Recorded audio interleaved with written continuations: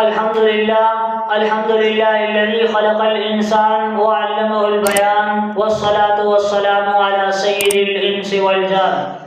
أما بعد فقد أمركم الله تبارك وتعالى في القرآن المجيد والفرقان الواجب التهذيب. أعوذ بالله السميع العليم من الشيطان الرجيم وبفضل بسم الله الرحمن الرحيم. ربنا وابعث فيهم رسولا منهم يتلو عليهم آياتك ويعلمهم الكتاب والحكمة ويزكيهم. قال النبي صلى الله عليه وسلم إنما بعثت معلما أو كما قال عليه الصلاة والسلام. ہم سے تاریخ ہے، تاریخ کا عنوان ہے ہم سے تاریخ ہے، تاریخ کا عنوان ہے ہم.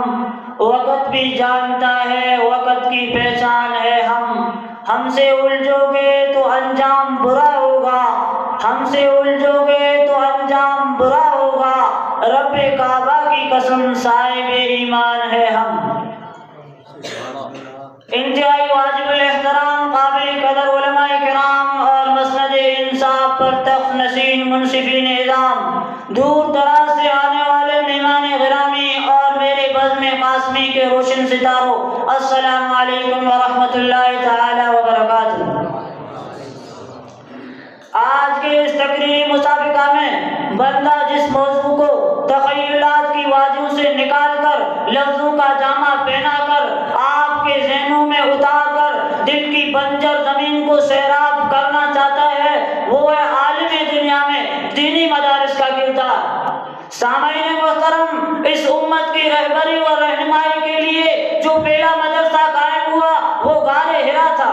معلم اول رب کائنات، متعلم اول رحمت کائنات، واسطہ اول جبریل امین، کتاب اول قرآن کریم اور مخاطبین اول ان صحابہ کرام کی جماعت تھی. واجب الاحترام لوگوں کا عام خیال یہ ہے کہ مدرسہ ایک مخصوص چار دیواری کا نام ہے، مدرسہ شاندار عمارت کا نام ہے، مدرسہ مزین ہاسٹل پرکشش کمروں اور درسگاہوں کا نام ہے. اس لیے وہ سمجھ بیٹھے ہیں کہ اگر مدرسہ کی عمارت گرا دی جائے تو مدرسہ ختم ہو جائے گا. لیکن میں اس خیال کی پرزور تردید کرتا ہوں. واجب الاحترام مدرسہ سنگ و ایس کے ڈیر کا نام نہیں، مدرسہ فلک بوس عمارت کا نام نہیں، مدرسہ مزین آرٹس کمروں کا نام نہیں. اگر ایسا ہوتا تو ہم سادہ سے چبوترے کو مدرسہ نہ کہہ سکتے. جہاں پہ تعلیم حاصل کرنے والوں کو مدرسہ کے نام سے یاد کیا جاتا ہے، اگر ایسا ہوتا تو ہم دیوبند میں واقع انار کے اس درخت کے سائے کو مدرسہ نہ کہہ سکتے.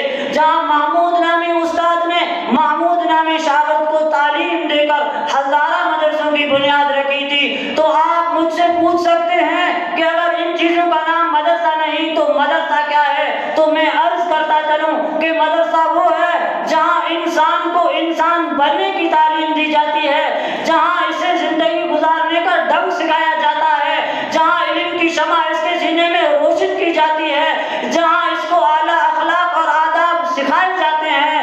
ہمیں دنیا سے کیا مطلب ہے؟ مدرسہ ہے یہ گھر اپنا. ہمیں دنیا سے کیا مطلب ہے؟ مدرسہ ہے یہ گھر اپنا. مریں گے کتابوں میں ورق ہوگا کفن اپنا.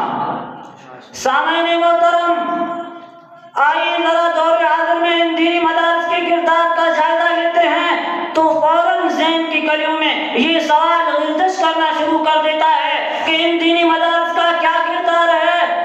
برادران اسلام، یہ بات میں وثوق کے ساتھ کہنا چاہتا ہوں کہ اگر آج یہ دینی مدارس نہ ہوتے تو آپ کا نکاح پڑھانے والا کوئی نہ ہوتا. اگر آج یہ دینی مدارس نہ ہوتے تو آپ کا جنازہ پڑھانے والا کوئی نہ ہوتا. اگر آج یہ دینی مدارس نہ ہوتے تو خانقاہوں میں اللہ کی ضربیں بلند نہ ہوتی. اگر آج یہ دینی مدارس نہ ہوتے تو قومی اسمبلی میں ناموس رسالت، ناموس صحابہ کی لڑائی کوئی نہیں لڑتا. مزید مجھے کہنے دو، اگر آج یہ دینی مدارس نہ ہوتے تو شاید ہم مسلمان بھی نہ ہوتے.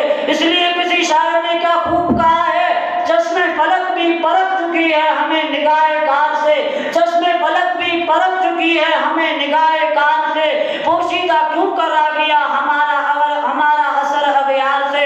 وہ چشم نگاہ کے پردہ عناد صرف نظر، وہ چشم نگاہ کے پردہ عناد صرف نظر. سارا جہاں چمک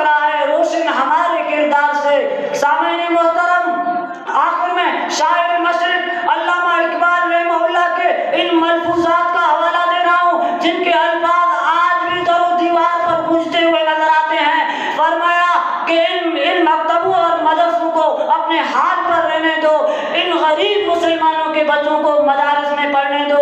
اگر یہ ملا اور مدارس نہ رہے تو تم جانتے ہو پھر کیا ہوگا، جو کچھ ہوگا وہ میں اپنی آنکھوں سے دیکھ کے آیا ہوں۔ آج اگر بر صغیر کے مسلمان ان دینی مدرسوں کے اثر سے معروف ہو گئے تو بالکل اسی طرح ہوگا جس طرح اندلس میں ہوا تھا۔